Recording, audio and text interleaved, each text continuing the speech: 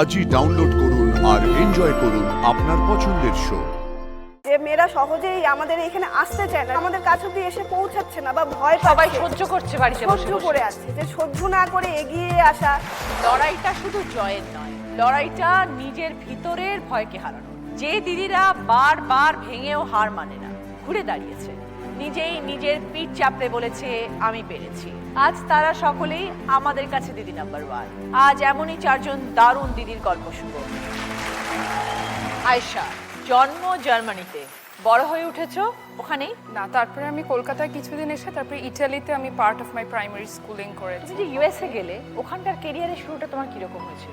আমি ইউএসএ গেলাম 2015, আমার মনে আছে ডিসেম্বরে। তারপরে আমাদের ওখানে এই মেডিকেল বোর্ডস হয়, ইউএসএমএলই যেটা বলে, মানে এই লাইসেন্সিং মতো, তো সেই পরীক্ষাটা আমি দিলাম। আর আমার হাজব্যান্ড ও তো ওখানে সেটেল ছিল, he went through the entire process. তোমার বিয়ে কি ইউএসএ হয়েছিল? হ্যাঁ, আমার হাজব্যান্ড আমেরিকান ছিলেন। ওখানে কাজ করতে গিয়েই তোমার কাজ ওখানে বিয়ে করতে হয়?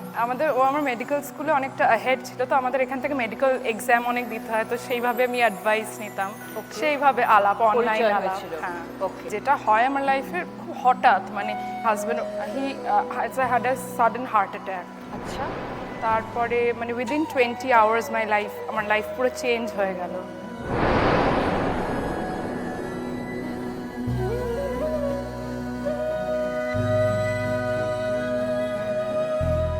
জাস্ট 20 ঘন্টায় পুরোটা পাল্টে গেল।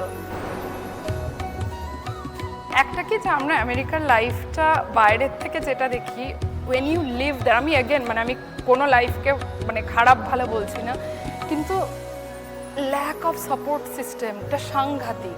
কিন্তু অ্যাট দ্য সেম টাইম আমার ভীষণ ভালো মানে বন্ধু বান্ধব সার্কেল। আমার একদিন আমি গুনেছিলাম 18-19টা দেশের বন্ধুরা আমার পাশে দাঁড়িয়েছিল। আর এখানে মানুষজন, মানে আমি কলকাতার মানুষকে ভীষণ ভালোবাসি, আমি কলকাতার ভীষণ বায়াসড, আমার খুব ভালো লাগে। আর এখানে মানুষজনের মধ্যে একটা মানে অদ্ভুত একটা মানে আপন যে মানে ওয়াননেস যেটা ভীষণ আছে ইন্ডিয়াতে। তো সেটা তখন আমি ডিসাইড করলাম যে আমার কি করা উচিত। আমার মনে আছে আমি একটা লিস্ট করে রেখেছিলাম যে কি করা উচিত, আমার ফেরত যাওয়া উচিত না যাওয়া উচিত না। মেয়ে তো এখন খুব ছোট আয়েশা, মেয়েকে বাবা মার কাছে রেখে বেরো? মেয়ে, হ্যাঁ, আমার বাবা মা থাকে, আমার ভাই আছে। ওকে এখানে স্কুলে ভর্তি করেছো? হ্যাঁ, এখানে স্কুলে পড়ে। তুমি ধরো, তুমি তো বাইরে বড় হয়েছো, বাইরে জন্মেছো, তুমি এত ভালো বাংলা কিভাবে বলো? আমার বাবা খুব স্ট্রিক্ট, মানে বাংলা বলতেই হবে। আমার বাবা ভীষণ মানে আমি খুব ভালোবাসি, মানে কলকাতা বাংলা তো আমার ভাষা। হ্যাঁ, আর বাট বেশিরভাগ সময় তুমি বাইরে বাইরে কাটিয়েছো, বিভিন্ন দেশে কাটিয়েছো। এটা কনসিয়াস এফর্ট দিই। হ্যাঁ, এক্স্যাক্টলি। খুব ভালো লাগলো আয়েশা কথা বলে তোমার সাথে। আমার ভালো থেকো আয়েশা। Thank you. মেয়ের জন্যও অনেক শুভেচ্ছা রইলো, তুমিও আগামী দিন খুব ভালো থেকো। গৃহবধূ থেকে আইনজীবী, এই পরিবর্তন এলো কিভাবে? আমার বেহালায় বাপের বাড়ি, কলকাতার বেহালায় আমার বাপের বাড়ি। তো খুবই নিম্ন মধ্যবিত্ত বাড়িতে ছোট থেকে বড় হওয়া, খুবই ছোট বয়সে বিয়ে হয়। তখন আমি 11-এ পড়ি। আমার হুগলির রাজহাটে ব্যান্ডেলে বিয়ে হয়।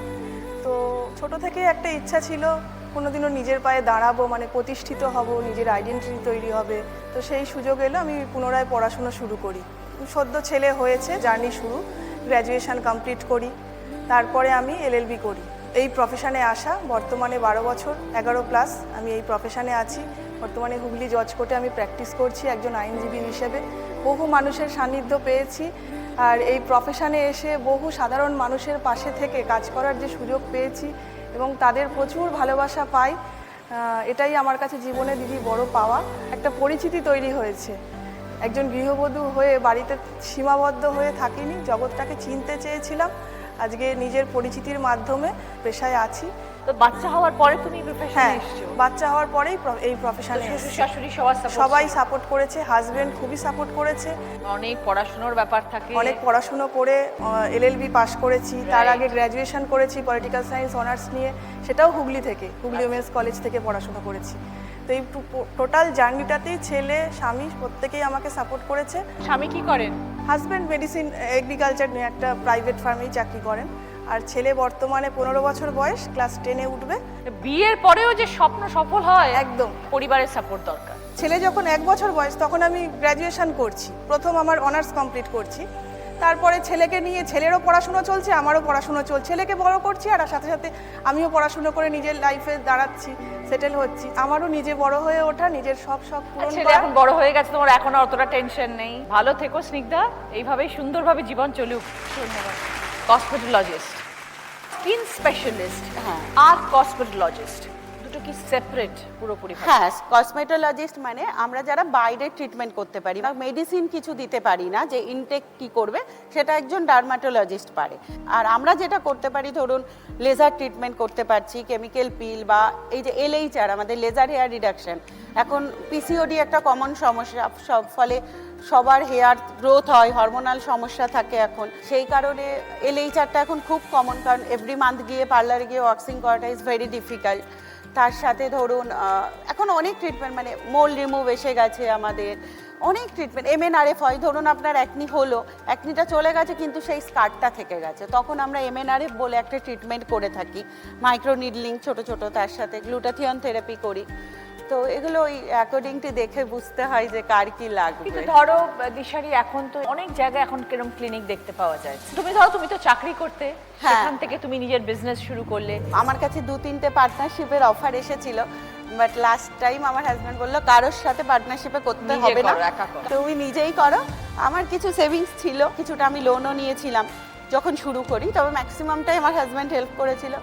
আজকে অলমোস্ট যেটা আমি ইনভেস্ট করেছিলাম 1 বছরে সেটা উঠে গেছে, Very good. এবং চেষ্টা করছি অনেকটাই করার। খুব ভালো। কি নাম তোমার ক্লিনিকের Dishari? Aura aesthetic skin and hair clinic. Okay, Aura. হ্যাঁ।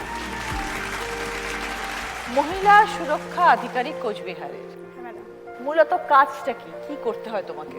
মহিলাদের সুরক্ষা এবং মহিলাদেরকে নিয়ে কাজ করাটাই আমার তাদেরকে সচেতন করা, অ্যাওয়ারনেস একটা আমাদের একটা পার্ট, কাজের পার্ট। এবং তার সাথে তো ফিল্ড ওয়ার্কও বটে।